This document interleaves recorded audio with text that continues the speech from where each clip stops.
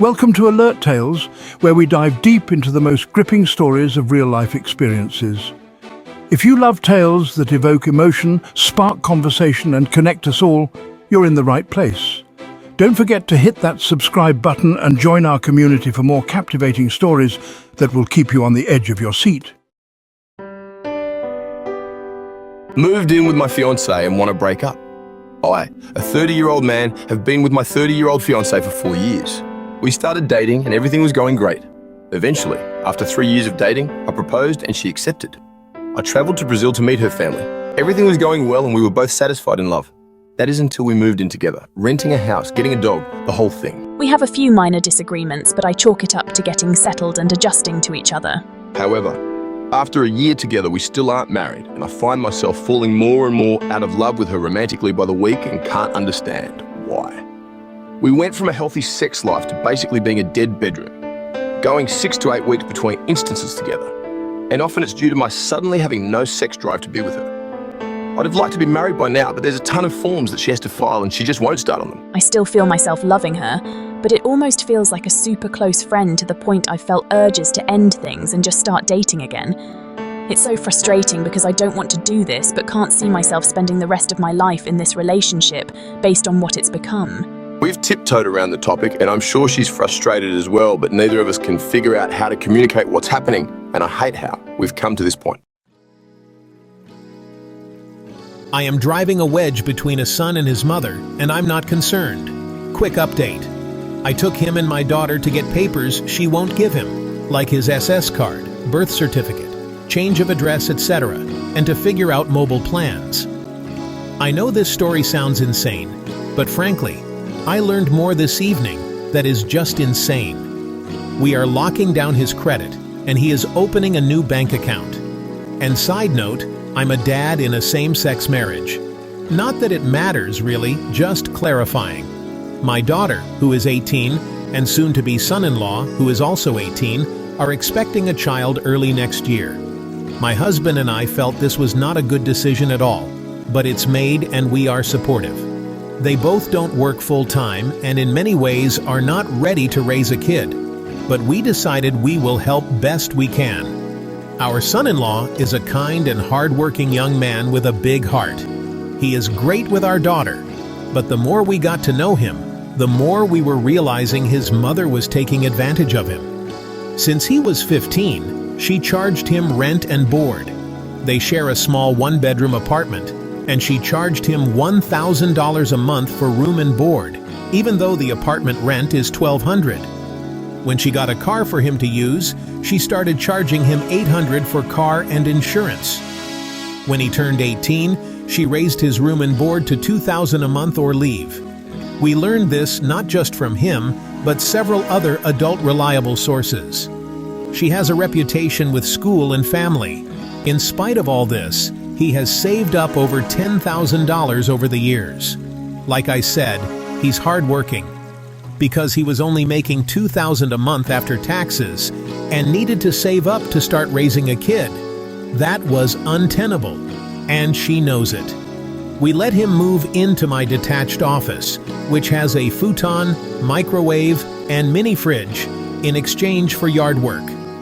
We will rent them both our MIL unit at a much reduced rate, at least for the first year, $600 a month. His mother expressed to him her displeasure that he was abandoning her for another family.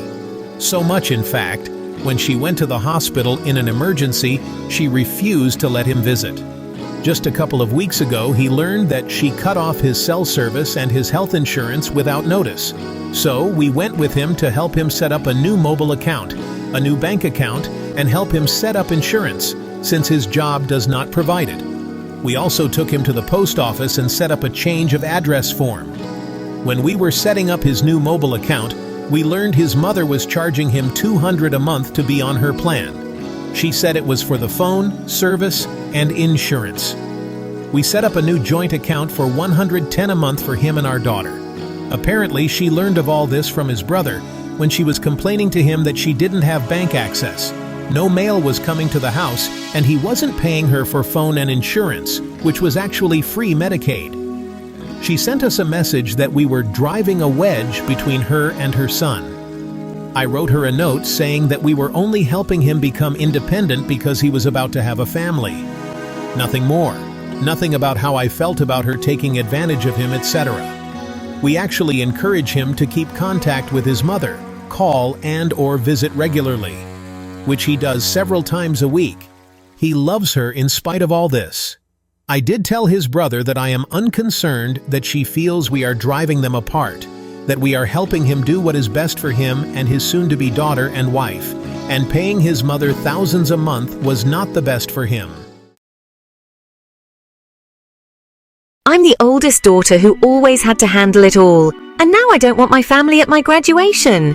I'm the oldest and only girl in the family. One of those super independent, self-sufficient types, probably because my mum was an alcoholic most of my life, so I had to help raise my younger siblings. As soon as I turned 18, I left my mom and stepdad's house to move in with my boyfriend. My parents got divorced, my mom went to prison for drugs, and my stepdad moved to another state with my youngest brother. After the dust settled, I was standing around like that John Travolta meme, like, where'd everyone go? I think everyone assumed I'd be fine on my own because I've always been resourceful and independent. I guess they were right, but geez. Since then, my boyfriend, now husband, and I have worked our butts off. We have 2 kids together. Neither of my parents were present for any part of the pregnancy, birth, or postpartum period. I don't think they've even met my second child. They weren't there when I got my first apartment, or when I got married. They weren't there when we struggled with finances and our mental health. They weren't there for any birthdays or holidays, including their grandchildren's. None of my family was. Not my grandparents, uncles, aunts, cousins, nada. My husband's family has been incredibly supportive and welcoming, to be clear, and I'm grateful for them every day. Now I'm finally graduating with my first degree, top of my class, and nominated to speak at both graduation ceremonies. We have the large commencement ceremony for the entire college and a smaller, more intimate pinning ceremony for our nursing cohort. After much thought, I don't think I want my family to attend. There have been so many times that I needed them over the past 10 years, and that even doesn't count their absences during my childhood. And this post is only the tip of the iceberg. It doesn't seem fair that they get to celebrate with me after neglecting to be there for some of the most difficult and transformative years of my life. Plus, I feel like they'd show up and see how well I'm doing and use it as a way to excuse their shitty parenting. Like, hey, she turned out alright, didn't she? We couldn't have been that bad of parents. TLDR, I'm the hyper-independent oldest daughter who got ignored most of her life because she's got this. Since my family decided to skip out on most or all of the meaningful milestones of my adulthood, I'm not inclined to invite them to my college graduation. Tinder made me a sex addict. Last year, I, a 23-year-old man, went on a trip to Copenhagen with a few of my friends. 2 weeks before the trip, I broke up with my girlfriend. We were in a relationship for 3 years, and I truly loved her, so I felt like shit. While in Copenhagen, one of my friends said, "You should download Tinder, bro. There are beautiful women everywhere here," so I did.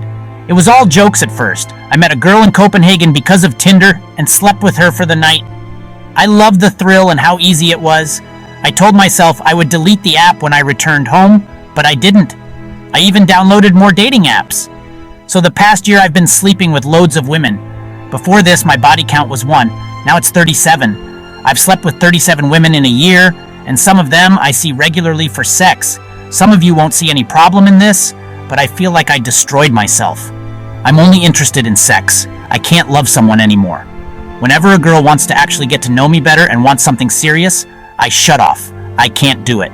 I miss my old relationship. I miss holding hands. I miss all of those silly, dumb little things. I can't do none of these things anymore. It feels dumb and forced. I don't do any of my previous hobbies anymore. I only work out so I look good and can hook up with women that also work out. That's pathetic. My life equals work and sex.